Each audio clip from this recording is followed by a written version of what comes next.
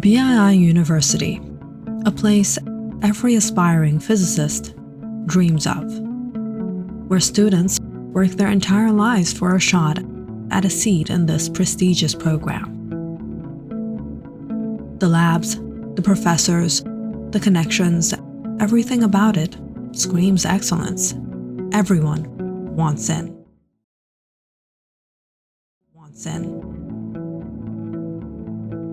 But Kate doesn't have to want in. In fact, she doesn't want in at all. Her father's donations had quietly secured her a spot long before she even applied. Kate took a deep breath and stepped into the program, determined to make the most of it. Even if she wasn't entirely sure she belonged here. She picked a seat somewhere in the middle, close enough to look attentive, but not enough to be noticed. Students chatted, paper shuffled, the normal college chaos. Then, the room shifted. A student walked in with his little court of followers. Handsome, tall, charming, and equally loud, entitled, and obnoxious. And right away, he zeroed in on the quiet boy sitting in the front row. "That's my seat. Move. Okay?" Kate watched, a bit surprised to see how quietly the guy just packed up without arguing and moved to the back. Who's he? Lucas Alder. Think royalty. And the guy he just shoved out? Ethan Rowe. Scholarship kid. Smartest one here, probably. Kate glanced back at Ethan, the quiet kid, with the torn backpack and shoes that had seen better days. What does the Lorentz transformation imply here? Velocity addition formula breaks down at relativistic limit. Correct. Kate watched him. Of course he was correct. And of course Kate started to feel a little something for him. Growing up elite class, she was absolutely sick of the showing off and the pretension in her friend circle, and her relatives and almost everyone she met. But Ethan, he was different. Kate started noticing, or let's be honest, stalking him. She'd catch him in the library late at night, sitting alone, scribbling equations nobody else could understand.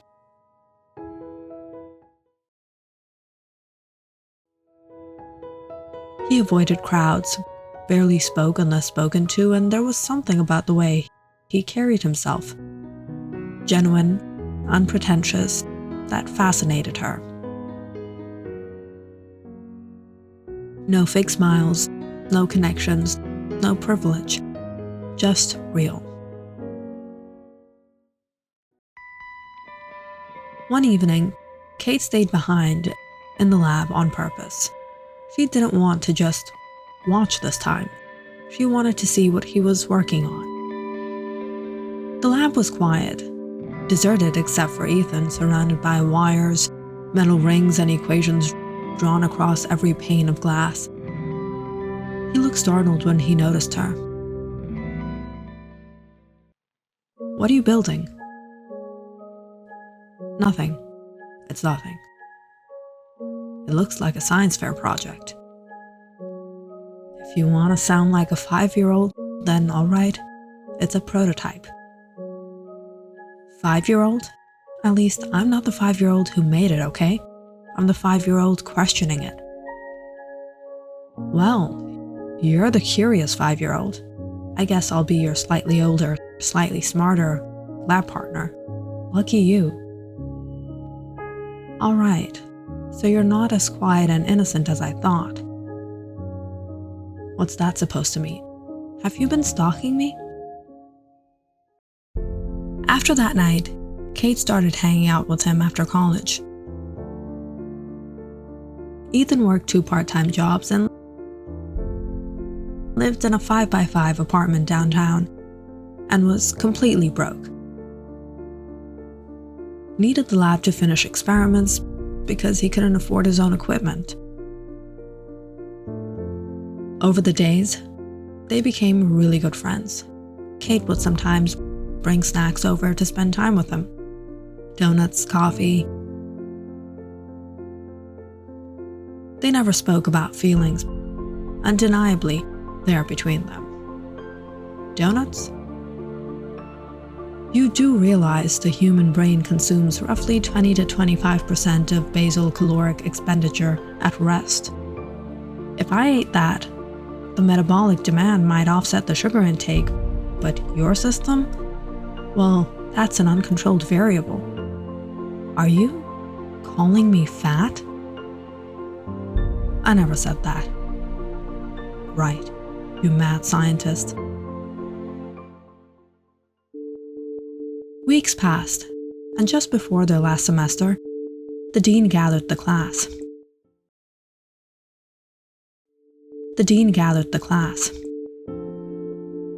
Listen up, whoever ranks first on the final exams will be invited to join a world-class research organization.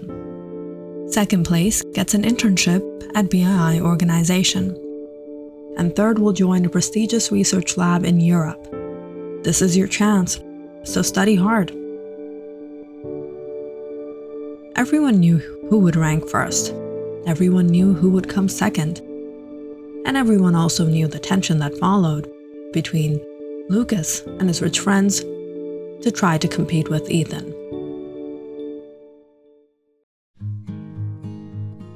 After school, Kate and Ethan walked together. She offered him a ride, but he shook his head. Want a ride? Let's be real. That car is gonna drop me off at McDonald's? No, thank you. That's what Kate loved about him. So real, hardworking, authentic.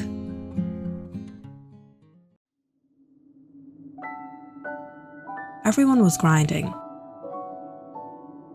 Libraries, labs, coffee, late nights. The holiday season added a soft magic to it. Come that Friday evening, Ethan left his McDonald's shift and saw Kate waiting outside. What are you doing here? Did you walk? Yeah, I wanted a pumpkin spice frappuccino. Ah, of course. The probability of you walking purely for caffeine consumption is less than 0.01%. So logically, you must have accounted for some extrinsic variable, like me. You and your variables. Their bond grew quietly. Kate started walking to college herself, preparing her own meals and his. She even dropped by his tiny studio apartment.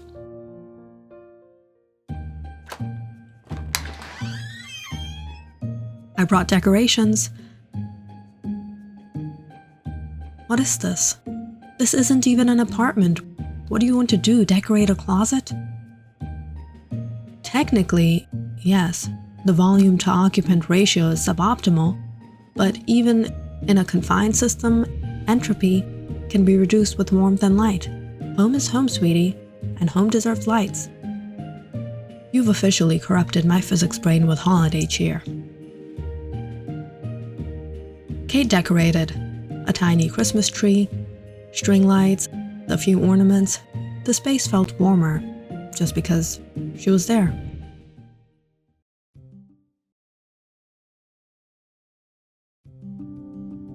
Come the week of the exam, Ethan focused harder than ever, studying day and night.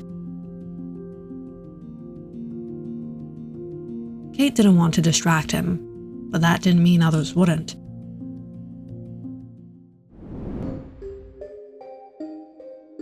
At the university, Lucas and his group didn't spare Ethan a chance. Scholarship rat.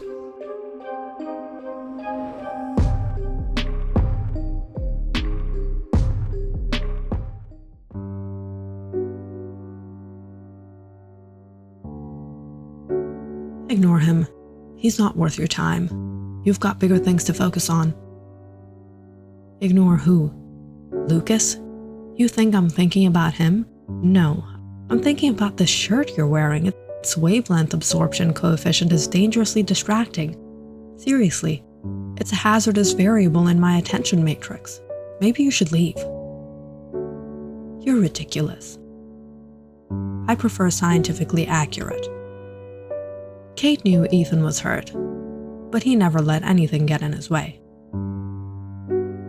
And Kate admired him more than ever, so grounded, so committed. She silently promised herself she would be there every step, even if it was just in little ways he didn't notice.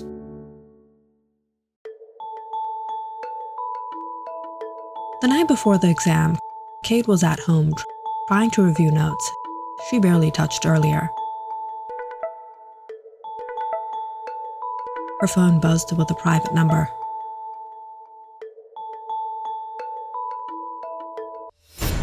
Make him quit. Make sure Ethan doesn't take that exam. What? Who was this? Or someone will die. Kate stared at the screen. Her mind raced. Lucas's gang? Some random prankster? She tried to shrug it off, telling herself it was probably nothing. But the unease lingered like static in the air. The next morning, Kate stood near the exam hall, nervously scanning the crowd. Students shuffled in, whispering, joking. Everyone was ready. Everyone except Ethan. Lucas strolled in. Seeing her alone, he smirked. Kate checked her phone. No calls, no messages, nothing. Where are you? Panic gnawed at her. She knew Ethan was always early, always prepared. Something must have gone wrong.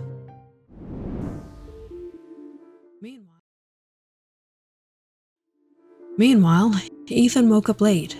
He had been working overtime in the lab that night before, tinkering endlessly on the prototype. He missed his bus, then without thinking, he started sprinting across the city streets, racing against time. Just a little further.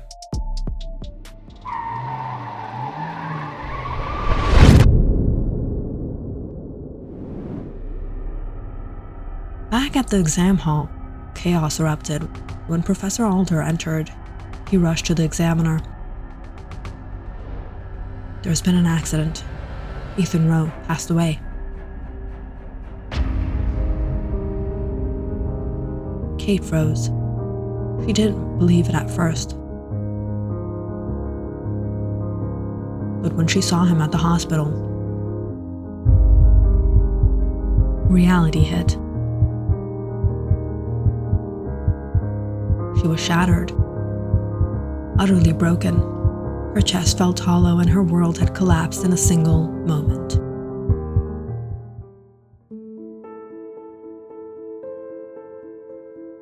Kate's life had moved on in some ways, but the memory never left. She now worked as a researcher in a prestigious private company owned by Lucas Alder. Lucas had become a celebrated scientist, brilliant and arrogant, the kind of person everyone admired and feared. Tonight, he was unveiling his greatest invention yet. The auditorium was packed. Lights glinted off polished metal as Lucas strode confidently to the podium. What you see before you is a breakthrough in temporal mechanics, a device that will change your understanding of time itself. Years of work, and finally, it's here, a time machine.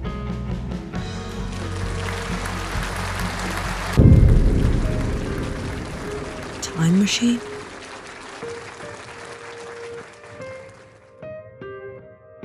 That night, something snapped inside Kate. Years of grief. Maybe, just maybe, this was her chance to change the past.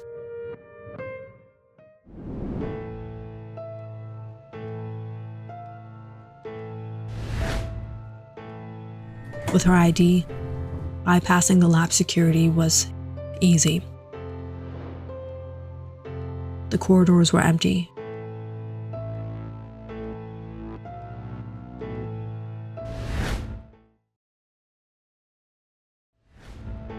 She reached the room where the prototype time machine stood. Her hands shook as she flipped switches, connected wires, and powered it on.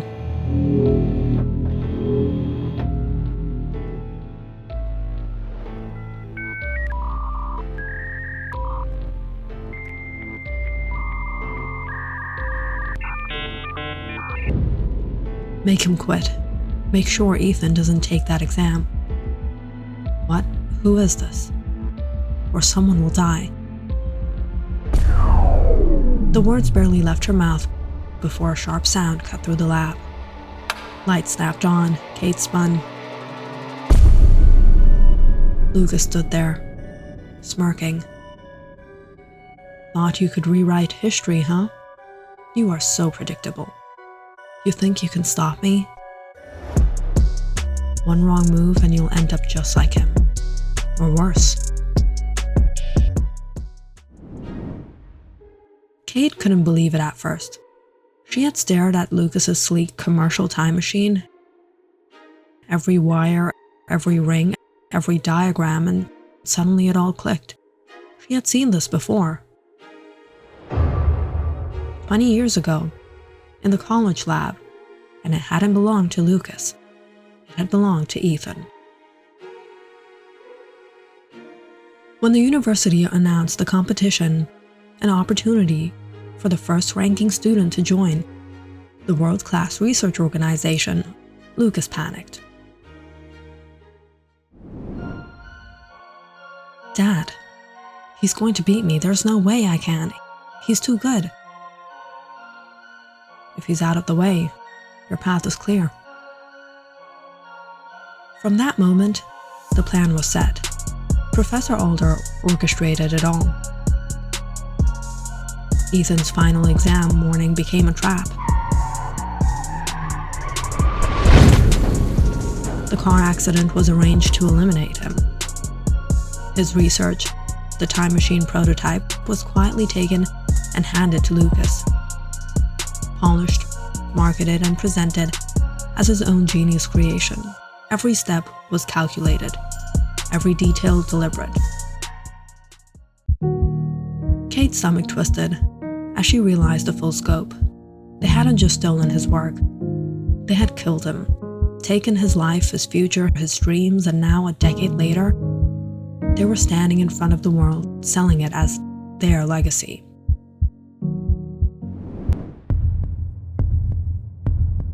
You should have left the past alone. You should have left the past alone. You might have recreated his time machine, but some variables, they're meant to be changed.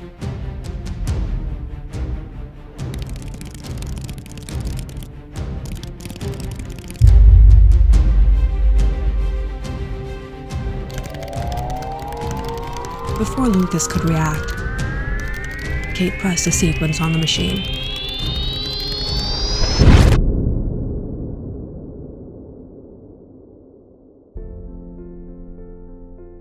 The whipped cream's foam structure is suboptimal. The syrup suspension is unstable. This beverage is a failed experiment. Honestly, this is scientifically embarrassing, Mom. Exactly, Johnny. Science makes everything better, even coffee. You always make even experiments feel magical.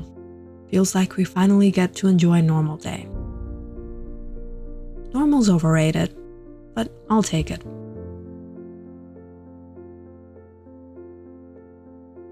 Click on the subscribe button and check out more awesome videos on our channel. And don't forget to press the bell icon because you know it's interesting.